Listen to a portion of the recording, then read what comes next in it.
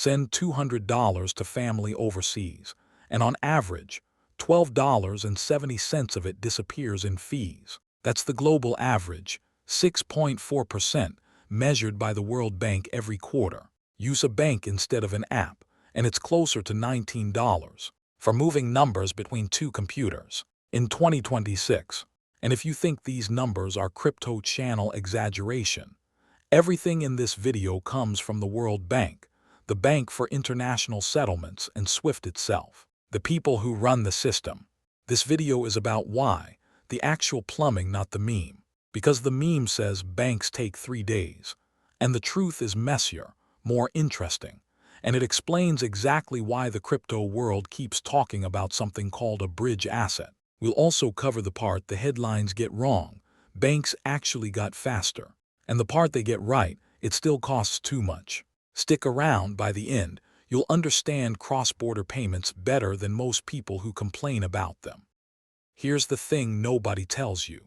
When you wire money to another country, no money crosses the border. Nothing moves. Not digitally, not physically. What actually exists is a web of IOUs between banks. Your bank in the US keeps an account at a partner bank in, say, Japan, funded with yen, sitting there in advance. Bankers call it a nostro account, Latin for ours. The Japanese bank keeps a mirror account view on their side, vostro, yours. When you send money, your bank subtracts from your account here, sends a message over there, and the partner bank pays out of the yen that was already parked in Tokyo. Think about what that means. Before you ever hit send, your bank, or its partner, had to guess how much yen customers would need in Japan this week and park that money there. Money sitting idle, earning nothing, waiting. Multiply that across every currency pair a bank serves, and you see the cost hiding under the fees. The transfer is 2 ledgers updating, and a message in between. That's it. That's the secret. International banking runs on prepositioned piles of money and promises to settle up later. That's also why your bank asks for a SWIFT code. It's an address for the message, not a pipe for the money. But your bank doesn't have a partner account in every country. There are about 200 currencies and thousands of banks. Nobody can pre-fund everywhere. So payments hop.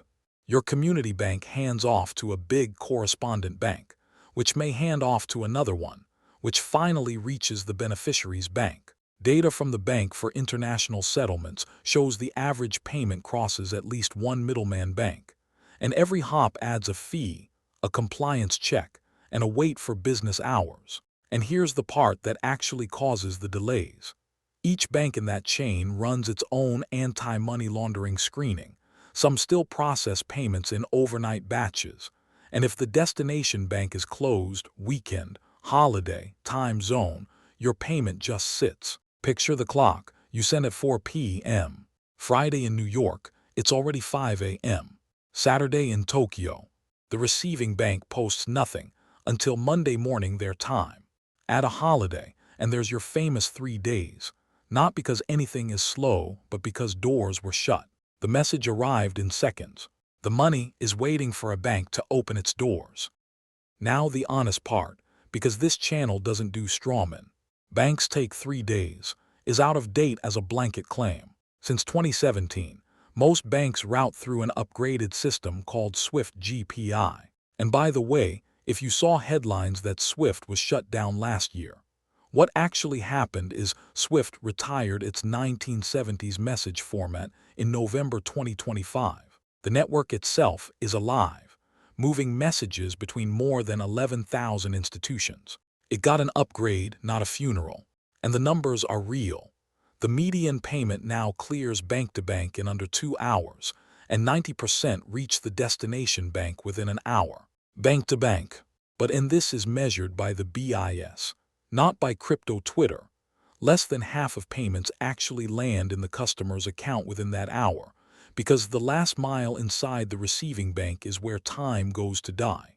End to end, your account to theirs, the median is about 1 hour 38 minutes. Genuinely fast.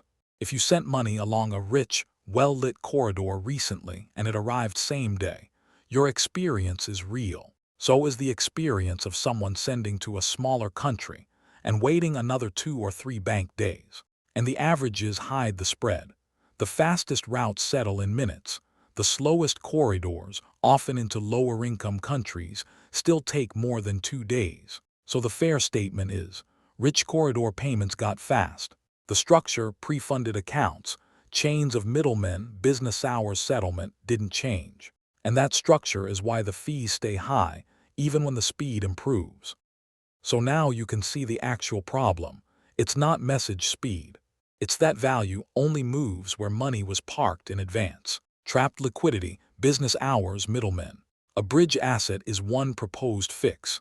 Instead of pre-funding a yen account and a peso account and a euro account, you use one neutral asset in the middle that settles instantly, around the clock. An example, your dollars buy the bridge asset. Seconds later, on the other side, the bridge asset is sold for pesos. 2 quick trades with a neutral asset in the middle. No pre-funded pile waiting on the other side. This is the job the XRP ledger was built for. It settles transactions with finality in about 3 to 5 seconds. It runs 24/7, weekends, holidays, 3 a.m. And the fee is a fraction of a cent, destroyed, paid to no one. We covered that in the shorts. Does that mean banks are all doing this today? No, adoption is the hard part. Corridors have to be licensed. Liquidity has to be deep enough, and regulation differs by country. But the design maps one-to-one onto the actual bottlenecks, not the imaginary ones. Notice what the bridge model doesn't fix. It doesn't remove compliance. Every jurisdiction still screens transactions. It doesn't remove the last mile. A local bank still has to credit a local account. What it removes is the parked money and the business hours in the middle. Narrower than the hype, but real. An honesty check. XRP isn't the only horse in this race. Stellar runs a similar bridge design, and dollar stablecoins already move value across borders around the clock, though getting into and out of local currency is still where the toll gets charged. Competition here is a good sign. It means the problem is real. This channel covers the ledger purpose-built for the job, running since 2012. So here's what to watch instead of hype. 1. Corridor costs. The World Bank publishes remittance prices every quarter. The UN target is 3%, and the world is still at more than double that. Bookmark the World Bank's remittance prices page, free, quarterly, and the most honest scoreboard in this industry. 2. Settlement hours. Watch for systems that clear on weekends. That's where the old plumbing physically can't follow. And 3. Last mile time. The BIS already showed the delay isn't in the network. It's in the receiving bank. When those 3 numbers move, the plumbing is actually changing. No price chart required. So next time someone says banks take 3 days, you've got the honest answer. The message takes seconds, the money was already there, and the delay is a business hours problem. If this explains something a headline never did, that's what this channel does. One honest crypto explainer every single day, and a long-form deep dive every Wednesday. Follow, and tomorrow we're back on the daily. What actually happens, step by step, in the 4 seconds an XRP transaction takes to settle.